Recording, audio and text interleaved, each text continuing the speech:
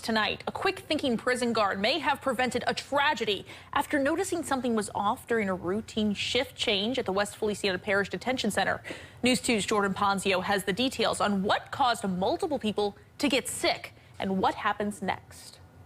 Alexis, Sheriff Brian Spillman told me they were able to make the call early after one of the correctional officers noticed those symptoms among multiple people in the jail. It just so happens we were changing shifts.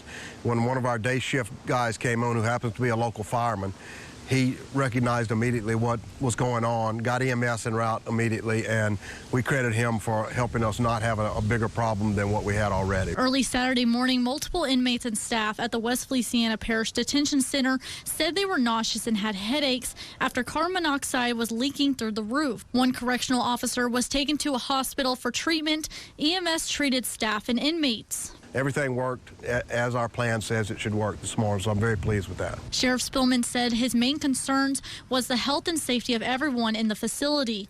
Inmates were transported to other facilities while the building is cleaned and inspected. They have had the ability to contact their families, so they know where they are. They're safe, they're in a good facility, and they're going to be fine. Our inmates, they are going to be treated to a special Easter meal tomorrow at that facility. The jail was built in 1948 and hasn't been upgraded. Spillman said he hopes the parish will recognize the need for a new facility. It's too small, it's in a terrible location, and it's not suitable for the housing needs that we have for this parish. We have got to figure out a way to get a new jail.